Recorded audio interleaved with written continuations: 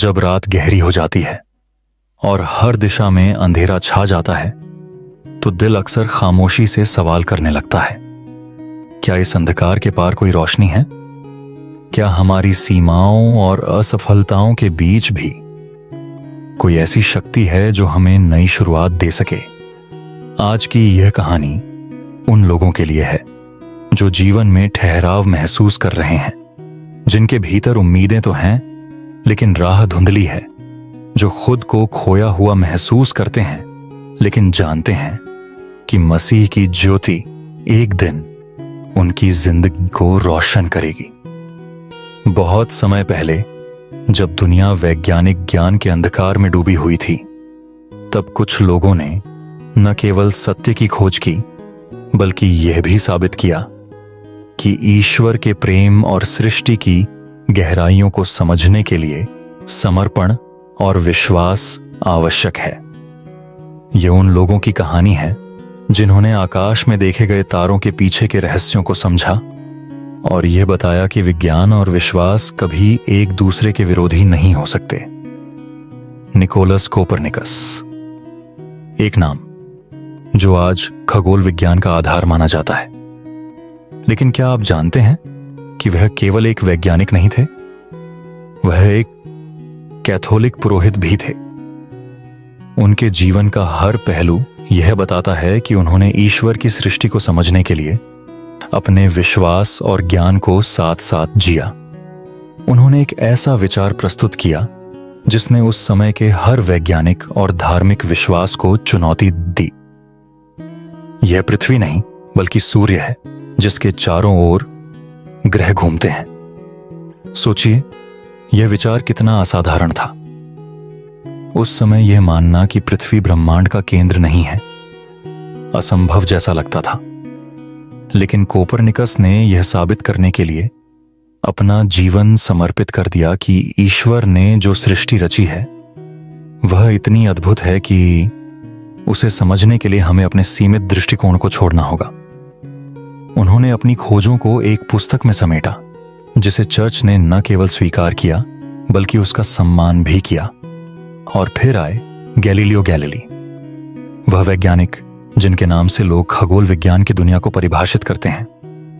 Galileo, जो एक Catholic विश्वासी थे, उन्होंने अपनी दूरबीन से गंभीरता से ब्रह्मांड के उन पहलुओं को देखा जिन्हें पहले कभी किसी ने नहीं देखा था। उन्होंने बृहस्पति के चंद्रमाओं को खोजा, शुक्र के चरणों का अवलोकन किया और यह सिद्ध किया कि कोपरनिकस का विचार सत्य था। यह सोचना कितना अद्भुत है कि गैलीलियो जैसे महान वैज्ञानिक और पोप अर्बन अन्य जैसे धार्मिक नेता के बीच दोस्ती थी। यह उस समय का प्रमाण है जब कैथोलिक चर्च न केवल सत्य की खोज को महत्व देता था बल्कि उन लोगों का साथ भी देता था जो विज्ञान और ईश्वर की महिमा के बीच का संबंध समझना चाहते थे। आज इतिहास के बारे में कई गलत धारणाएं हैं। कुछ लोग मानते हैं कि कोपरनिकस और गैलीलियो को चर्च ने सजा दी थी, लेकिन सत्य यह है कि उन्हें कभी कैद नहीं किया गया और न ही उनके खिलाफ घोर अन्याय हुआ। वास्तव में कैथोलिक चर्च ने उनके ज्ञान और समर्पण को पहचाना और उन्हें अपने कार्यों को आगे बढ़ाने का अवसर दिया। यह दोनों पुरुष, कोपरनिकस और गैलीलियो, केवल वैज्ञानिक नहीं थे, वे ऐसे व्यक्तित्व थे जिन्होंने अपने विश्वास और विज्ञान के माध्यम से यह सिद्ध किया कि सृष्टि की गहराइयों को समझना ईश्वर की महिमा को पहचानने का सबसे बड़ा तरीका है। सोचिए, उन्होंने कितना कुछ सहा होगा। उनकी खोजों को न केवल वैज्ञानिक दुनिया में बल्कि सामाजिक और धार्मिक स्तर पर भी चुनौती दी गई, लेकिन उनके समर्पण ने यह साबित कर दिया कि जब आप सत्य के मार्ग पर चलते हैं तो ईश्वर का प्रकाश आपकी राह को रोशन करता है। आज जब आप अपनी जिंदगी में अंधकार महसूस करते हैं तो इन पुरुषों के समर्पण और उनकी आस्था को याद कीजिए। उन्होंने दिखाया कि सच्चा ज्ञान केवल विज्ञान या तर्क में नहीं बल्कि ईश्वर के प्रति निष्ठा और विश्वास में है, और यही कैथोलिक संस्कृति का असली रूप है। यह संस्कृति केवल आध्यात्मिक मार्गदर्शन नहीं देती बल्कि यह भी सिखाती है कि सत्य और ज्ञान की खोज में विश्वास सबसे बड़ा साथी है। रात के इस अंधेरे में जब आपका दिल बोझिल हो तो अपने आप से पूछिए, क्या आप भी सत्य की खोज के लिए तैयार हैं? क्या आप भी मसीह के प्रकाश में अपनी जिंदगी को रोशन करने के लिए समर्पित हो सकते हैं?